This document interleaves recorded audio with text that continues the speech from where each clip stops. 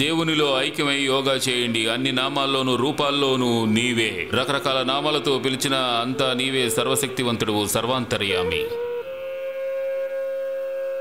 हरि व्यापक सर्वत्र समान प्रेम ते प्रकट होय मैं जाना यो मां पश्यति सर्वत्र सर्वं च मयि पश्यति तस्याहं न प्रणश्यामि सच मे न प्रणश्यति ईशावासमिदं सर्वं यत्किञ्च जगत्यां जगत्तेन त्यक्तेन भुञ्जीथाहमागृधः कस्य सिद्धनम्.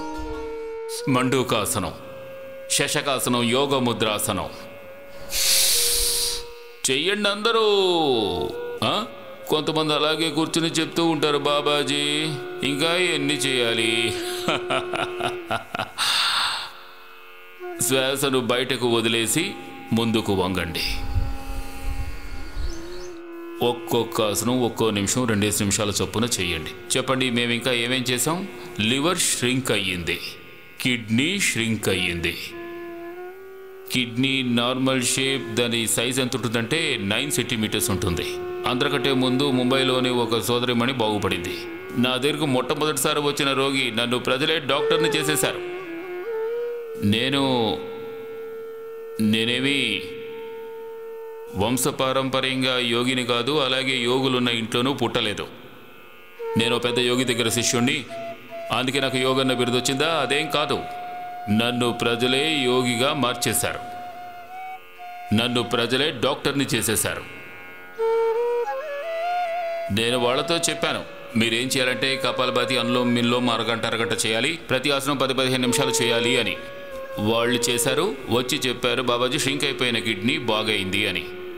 ఇంకొకరేమో, బాబాజీ నా క్రియేటినైన్ పెరిగిపోయింది, ఇప్పుడు అది నార్మల్గా ఉంది అని. ఇది ప్రపంచంలోని ఏ పుస్తకంలోనూ రాసి లేదు. ఇది ప్రపంచంలో ఏ పుస్తకంలోనైనా రాసుంటే తీసుకొచ్చి నాకు చూపించండి, 100 కోట్ల రూపాయలు తీసుకువెళ్ళండి. ఇప్పుడు నా దగ్గర ఉన్నాయి, నేను ఇవ్వగలను. ఏకంగా 100 కోట్ల రూపాయలు ఇస్తాను. ఈ ప్రపంచంలోని ఏ పుస్తకంలోనైనా యోగా ద్వారా ష్రింక్ అయిన కిడ్నీ, ష్రింక్ అయిన లివర్ నయం అవుతుందని, హార్ట్ ష్రింక్, ఎన్లార్జ్ అయిన హార్ట్ నయం అవుతుందని, అలాగే యోగాతో కొలైటిస్ నయం అవుతుందని ఏ పుస్తకంలోనైనా ఉంటే చూపించండి. యోగాతో కాన్స్టిపేషన్ కూడా నయం అయిపోతుంది. ఇది కూడా రాసి లేదు ఏ పుస్తకంలోనూ. మరి యోగా గురించి ఏమి రాస్తుంది? యోగా అంటే ఆత్మతో పరమాత్మ కలవడం. నేను కూడా యోగా ఆత్మ పరమాత్మతో కలవడం కోసమే చేశాను యోగా. మేమెప్పుడు కపాలభాతి, అనులోమ్ విలోమ్ అరగంట చేయండి అని చెప్తుంటాం. ఆ తర్వాత మీ కుండలిని యాక్టివేట్ అవుతుంది. అలా యాక్టివేట్ అవుతే వచ్చి మాకు చెప్పండి. వాళ్ళేమో మా దగ్గరకు వచ్చి, బాబాజీ కుండలిని యాక్టివేట్ అయిందో లేదో మాకు తెలియదు కానీ షుగర్ మాత్రం పోయింది, బీపీ మందులు కూడా ఆపేశారు, ఈ టైప్ 1 షుగర్ కూడా తగ్గిపోయింది బాబాజీ. ఈ మాట కొంతమంది నా దగ్గరకు వచ్చి చెప్పారు. కొంతమందికి పిల్లలు లేరు, వాళ్ళు మా దగ్గరకు వచ్చి, బాబాజీ పిల్లలు పుట్టారు. అప్పుడు నేను, ఇది చాలా అద్భుతంగా ఉంది, యోగా వల్ల పిల్లలు కూడా పుడుతున్నారు.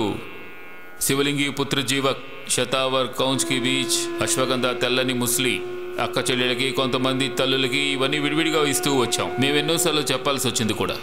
శివలింగి తీసుకోండి, పుత్రజీవక్ తీసుకోండి, దశమూలు తీసుకోండి, తర్వాత అలాగే రస ప్రవృత్తి వటి తీసుకోండి, అలాగే పత్రంగసి తాగండి, అశోక రష్టి తాగండి, దశమూల రష్టి తాగండి, ఆ తర్వాత అశ్వగంధ, శతావరి, ఆ తర్వాత తెల్లగా ఉండే తెల్ల ముసలి, వృద్ధి జీవ కృష్ణక్ మేధా మా మేధా కాకోలి క్షీర్ కాకోలి విదారి కంద్వరాహి కంద్, ఇవన్నీ కూడా తీసుకోవచ్చు. అందులో ఒక విధమైన నాటు చక్ర, దాన్ని నాటు చక్ర అని చెప్పలేం. అవి ఎన్నో రకరకాలుగా ఎంతో అందంగా అద్భుతంగా ఉండే మందులు ఉన్నాయి, అవన్నీ వేసుకోండి అని చెప్పాను. ఇప్పుడు మేము వాటన్నిటినీ ఫార్ములేషన్ చేసాం. యోన్ అమృత్ తీసుకోండి, యోన్ గోడ్ తీసుకోండి, యోన్ చూర్ణం వేసుకోండి, తర్వాత సంతతిని పొందండి సంతోషంగా. మేము సహజంగా బాగా చదువుకున్న వాళ్ళు ఏమంటూ ఉంటారు, ఎప్పుడు ఈ మందులన్నింటినీ జంతువుల మీద ఎక్స్పెరిమెంట్ చేయకుండా మేము వాడము అని. మేము అన్ని ట్రయల్స్ మనుషుల మీద చేసాం, మాకు రిజల్ట్స్ కూడా వచ్చేసాయి. పోనీ వాళ్ళు అడుగుతున్నారు కాబట్టి జంతువుల మీద ప్రయత్నించండి. జంతువులకైతే ఇది ఇంకా బాగా పనిచేస్తుంది. మనుషులకి పిల్లలు పుట్టాలంటే కనీసం 10 నెలలు పడుతుంది, కానీ జంతువులకు 15 రోజుల్లోనే అక్కడ మేము అద్దర కొట్టేశాం. చెయ్యండి. ఏమిటి బాబాజీ అడదట్టంగా చేస్తున్నారు, ఏమిటో చూస్తున్నారా? అటువంటిది ఏమీ లేదు.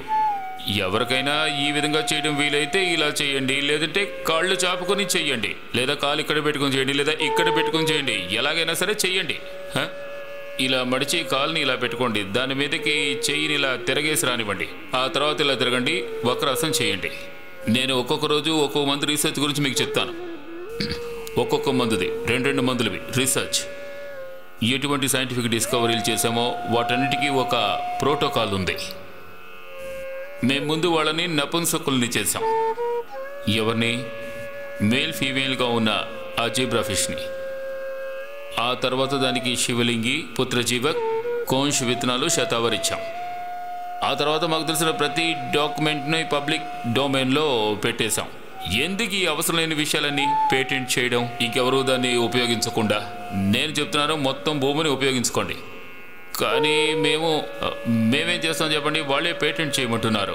మేము దేన్నైనా అనుసంధానం చేస్తే దాన్ని పబ్లిక్ డొమైన్లో వేసేస్తాం. మేము దాన్ని పేటెంట్ చేయలేం, ఎదుటి వాళ్ళు అలా చేయలేరు. అలాంటి ఏర్పాట్లు చేసేసాం. మొత్తం జ్ఞానాన్ని అందరికీ తెలిసేలా చేశాం మేము.